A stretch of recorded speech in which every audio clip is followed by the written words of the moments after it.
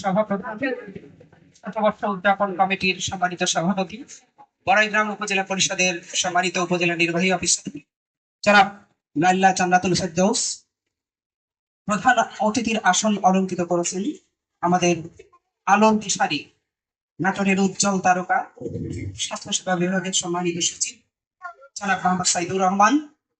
বিশেষ অতিথির আসন অলঙ্কিত করেছেন এই গ্রামের এই বিদ্যালয়ের দুইজন কৃতি সন্তান, বাণিজ্য মন্ত্রণালয়ের সম্মানিত উপসচিব জনাব মোতাকাব্বির আহমেদ,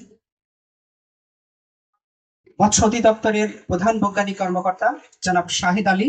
মঞ্চে আরো উপস্থিত রয়েছেন চাঁপাইনবাবগঞ্জের সম্মানিত অতিরিক্ত জেলা প্রশাসক রাজস্ব জনাব ইফতেখারুল ইসলাম, এই বিদ্যালয়ের বর্তমান এবং সাবেক শিক্ষক এবং শিক্ষার্থীবৃন্দ।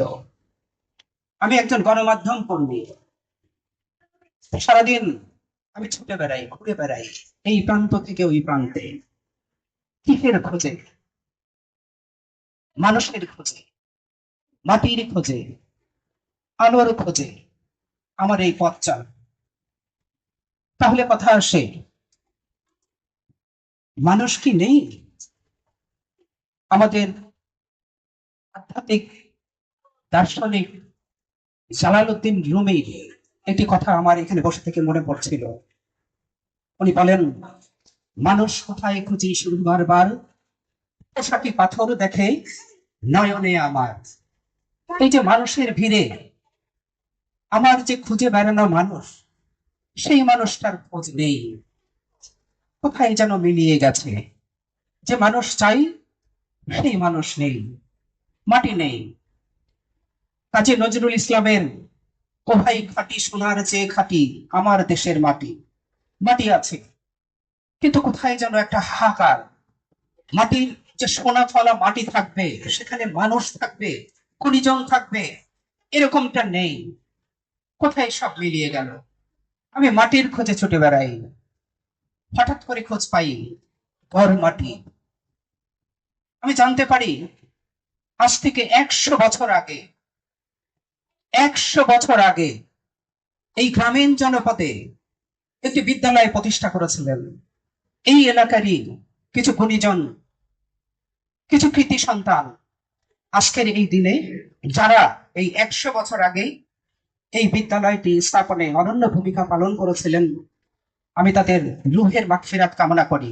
মহান আল্লাহ সুবহানাহু ওয়া তাআলার কাছে দোয়া প্রার্থনা করি, মহান আল্লাহ রাব্বুল আলামিন তাদের এই উদ্যোগকে লাইলাতুল সদকায়ে জারিয়া হিসেবে যেন কবুল করেন। 100 বছর ধরে যে আলো ছড়িয়ে যাচ্ছে এই বিদ্যালয়টি। আমি আবারও বলেছি, আমি আলোর খোঁজে ছুটে বেড়াই, আলো নেই। জীবনানন্দ দাশের ভাষায় বলা যেতে পারে, অদ্ভুত আধার এক এসেছে পৃথিবীতে আজ, যারা অন্ধ সবচেয়ে বেশি আজ চোখে দেখে তারা, যাদের হৃদয়ে প্রেম নেই, করুণার আলোড়ন নেই, পৃথিবী অচল আজ তাদের সুপরামর্শ ছাড়া। এই যখন অবস্থা, তখন আলো কোথায় পাই? ওই ঘুরে ফিরে গড়মাটিতেই একটা যেন আলোর শিখা চোখে পড়ে। 100 বছর ধরে একটা বাতি ঘর গড়মাটি সরকারি প্রাথমিক বিদ্যালয়ে আলো ছড়িয়ে যাচ্ছে।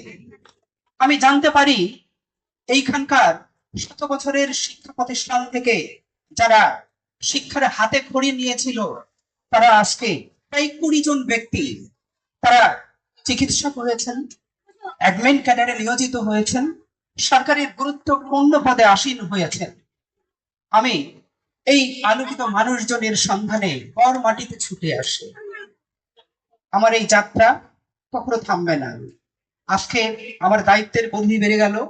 এখানকার মানুষগুলো কেমন, কিভাবে তারা আলো ছড়ায়, এখানকার মাটি কেন এত সুফলা, এই জিজ্ঞাসা, এই কৌতূহলের খোঁজে আমি বারবার গড় মাটিতে আসতে চাই। আপনাদেরকে নিয়ে, আপনাদের প্রতিষ্ঠানকে নিয়ে লিখতে চাই এবং সারা বাংলাদেশে এই বাতিঘর আলো ছড়িয়ে যাক, এই প্রত্যাশা ব্যক্ত করে যারা আমাকে বলবার সুযোগ করে দিয়েছেন তাদেরকে আন্তরিক ধন্যবাদ এবং কৃতজ্ঞতা জানিয়ে শেষ করছি। আসসালামু আলাইকুম।